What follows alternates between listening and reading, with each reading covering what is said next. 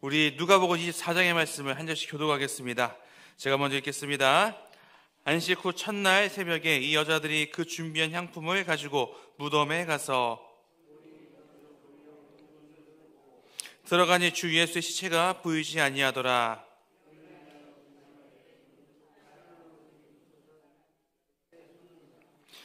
여자들이 두려워 얼굴을 땅에 대니 두 사람이 이르되 어찌하여 살아있는 자를 죽은 자 가운데서 찾느냐.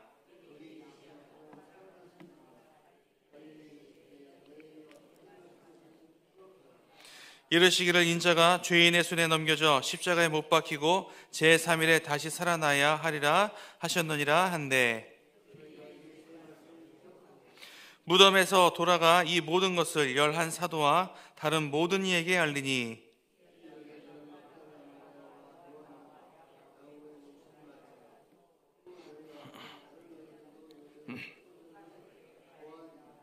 사도들은 그들의 말이 허탄한 듯 들려 믿지 아니하나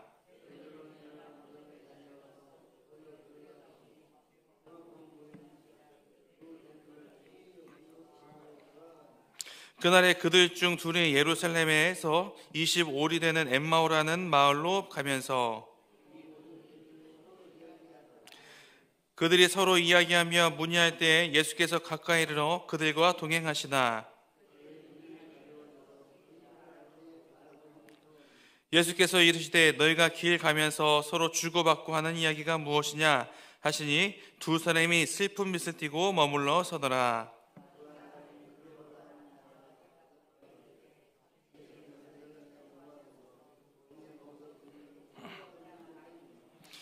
이르시되 무슨 일이냐. 이르되 나사렛 예수의 일이니 그는 하나님과 모든 백성 앞에서 말과 일에 능하신 선지자이거늘.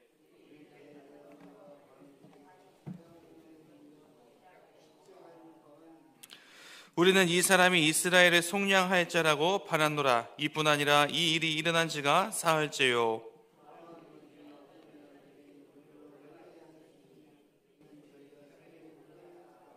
그의 시체는 보지 못하고 와서 그가 살아나셨다 하는 천사들의 나타냄을 보았다 함이라.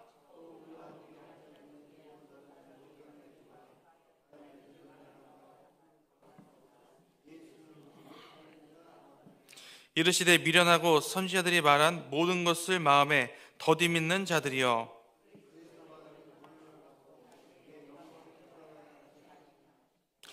이에 모세와 모든 선지자의 글로 시작하여 모든 성경에 쓴 바 자기에 관한 것을 자세히 설명하시니라.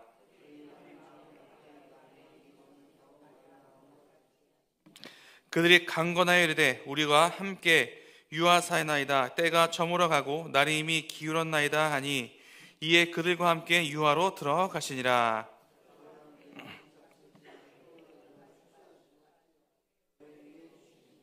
그들의 눈이 밝아져 그인 줄 알아보더니 예수는 그들에게 보이지 아니하시는지라.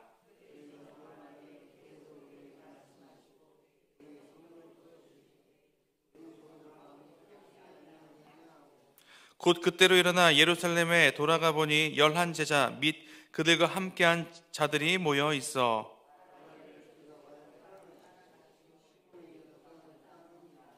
두 사람도 길에서 된 일과 예수께서 떡을 떼심으로 자기들에게 알리신 것을 말하더라.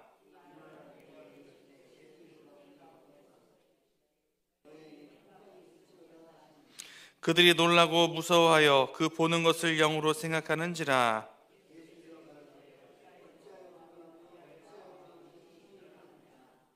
내 손과 발을 보고 나인 줄 알라. 또 나를 만져보라. 영은 살과 뼈가 없으되 너희 보는 바와 같이 나는 있느니라.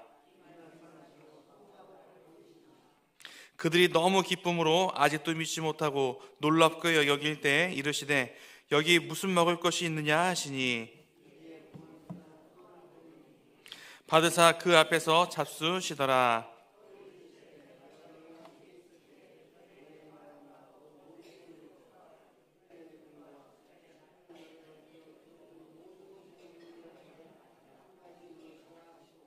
이에 그들의 마음을 열어 성경을 깨닫게 하시고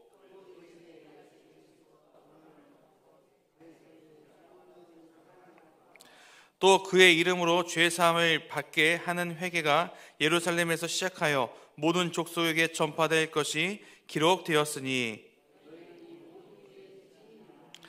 볼지어다 내가 아버지께서 약속하신 것을 너에게 보내리니 너희는 위로부터 능력으로 입혀질 때까지 이 성에 머물라 하시니라.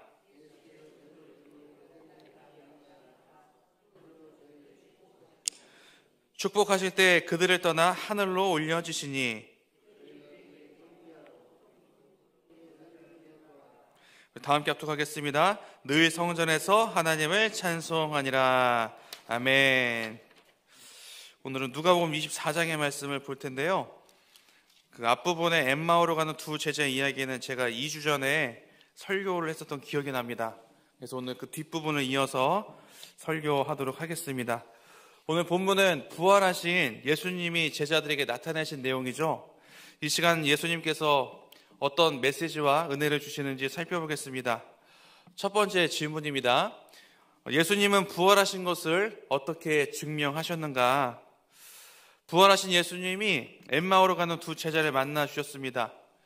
사실 그들은 죽음이 두려워서 도망치는 길이었습니다. 그런데 이 부활하신 주님이 그들에게 말씀으로 다시 회복시켜 주셔서 다시 예루살렘으로 돌아갈 수 있도록 은혜를 베풀어 주셨습니다. 이게 앞부분의 내용입니다. 자, 이후 예수님이 이제 숨어 있었던 다른 제자들을 찾아가셨습니다. 주님은 제자들을 보시고 다음과 같이 인사하십니다. 그 내용이 36절입니다. 제가 읽어드리겠습니다. 이 말을 할 때 예수께서 친히 그들 가운데 서서 이르시되 너희에게 평강이 있을지어다 하시니. 아멘. 지금 부활하신 예수님이 두려워서 숨어있는 제자들에게 뭐라고 말씀하셨어요? 너희들에게 뭐가 있을지어다? 평강이 있을지어다. 이렇게 인사하셨습니다. 이걸 원문으로 보면 이제 걱정할 것이 없다라는 뜻입니다. 뭐라고요? 이제 걱정할 것이 없다. 여러분, 왜 예수님이 이렇게 인사하셨을까요? 예수님의 부활은 제자들이 그토록 두려워하는 이 죽음을 극복하고 돌아오셨기 때문이었습니다. 그런데 여러분, 이 제자들의 반응을 볼까요? 38절을 보면 이렇게 말씀하고 있습니다. 예수께서 이르시되 어찌하여 두려워하며 어찌하며 마음에 의심이 일어나느냐. 아멘. 죽은 줄 알았었던 예수님이 돌아오시니까요, 제자들이 두려워했다라고 성경은 언급합니다. 그러니까 아직 부활하신 예수님을 지금 눈으로 보고 있지만 온전히 믿지 못했다라는 이야기입니다. 그래서 예수님이 이 믿음이 연약한 제자들을 위해서 이제 몇 가지 행동을 하십니다. 자, 먼저 39절을 보겠습니다. 우리 다 함께 읽어볼까요? 시작. 내 손과 발을 보고 나인 줄 알라. 또 나를 만져보라. 영은 살과 뼈가 없으되 너희 보는 바와 같이 나는 있느니라. 아멘. 십자가에서 못 박히셨을 때 예수님이 어디와 어디에 못 박히셨죠? 네, 손과 발에 못 박히셨습니다. 그 십자가에 못 박혔던 손과 발을 보여주십니다. 주님이 부활하셔서 다시 오셨지만 이 십자가의 고난의 흔적은 남아있었기 때문에 그것들을 보여주신 겁니다. 여러분, 이어서 42절과 43절을 보면 이런 말씀이 있어요. 이에 구운 생선 한 토막을 드리니 받으사 그 앞에서 잡수시더라. 아멘. 여전히 믿지 못하는 이 제자들 앞에서 그 제자들과 함께 식사를 하셨습니다. 정말 부활하신 예수님이 다시 살아오셨다라는 것을 지금 보여주는 장면이죠. 그러니까 예수님은 지금 제자들과 대화도 하셨고, 그리고 만져보게도 하셨으며, 그리고 함께 식사까지 하셨습니다. 이것을 통해서 예수님의 부활이 진짜다, 실제로 일어난 일이다라는 것을 지금 증명하셨습니다. 여러분, 이 사건이 우리들에게 보여주는 게 뭐냐면, 여러분, 구약에서 죽은 자가 부활하신다는 이 약속의 말씀이 누구를 통해 이루어진 거예요? 네, 예수님을 통해서 이루어진 겁니다. 그래서 여러분, 이 사건이 우리들에게 정말 큰 위로가 됩니다. 왜냐하면 예수님의 부활은 곧 우리의 부활을 약속하기 때문입니다. 그러므로 예수님은 제자들을 찾아오셨고, 그리고 손과 발을 보여주셨으며 같이 식사하심으로 그 부활을 증명하셨습니다. 자, 두 번째 질문입니다.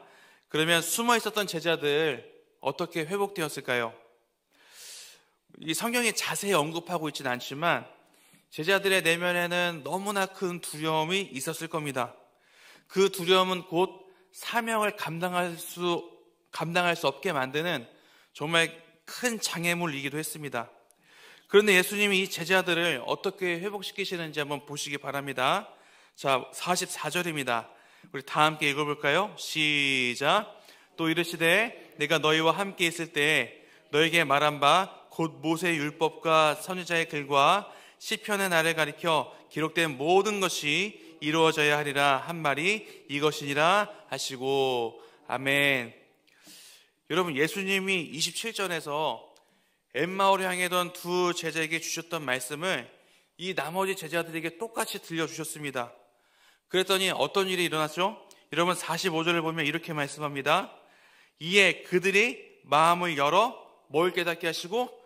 성경을 깨닫게 하시고. 아멘. 이 구약에서 예언된 말씀, 그러니까 주님이 죽으셨지만 3일 만에 부활하실 것이란 그 내용이 있었어요.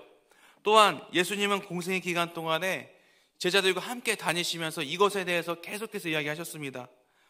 그러니까 그동안 희미하게 알았던 예수님의 말씀을 이제 제자들이 온전하게 깨닫게 되었다라는 거예요. 그리고 예수님은 이 두려움 때문에 묻혔었던 사명을 다시 한번 일깨워 주십니다. 그리고 축복해 주셨습니다. 이제 주님의 말씀으로 온전하게 회복된 제자들의 모습을 한번 보시기 바랍니다. 52절과 53절입니다. 이렇게 말씀하죠.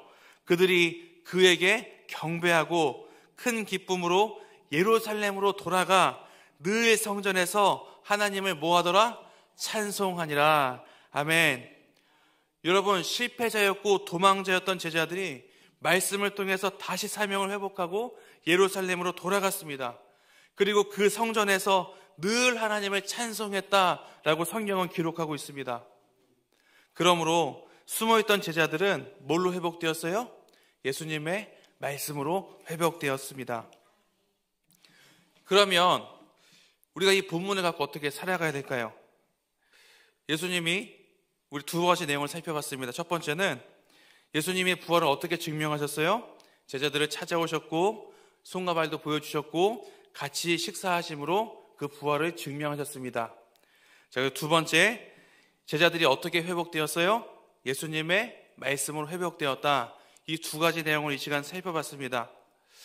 여러분, 오늘 본문의 말씀을 가만히 묵상해 보면 마치 이 제자들을 보면 오늘날 우리의 자화상을 보는 것 같습니다. 여러분, 제자들이요, 예수님 옆에서도 말씀 많이 듣고 그리고 많은 사역들을 감당했습니다. 그런데 그 말씀을 온전히 신뢰하지 못했고 부분적으로만 알았다는 거죠.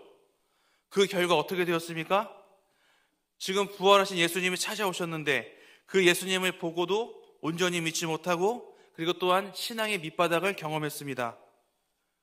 그런데 여러분, 이 부활하신 주님이 말씀을 통해서 이 제자들을 다시 회복시켜 주셨습니다.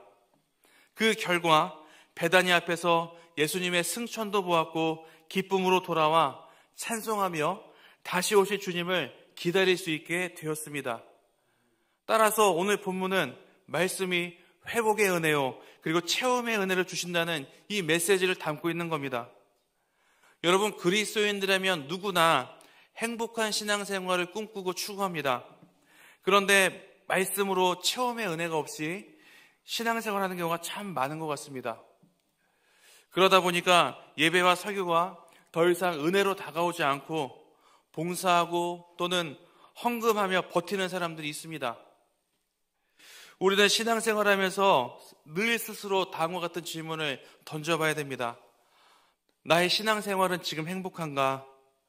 혹시 나는 지금 사역만 하고 있는 건 아닌가? 지금 예수님 안에서 말씀으로 진정한 자유를 누리고 있는가?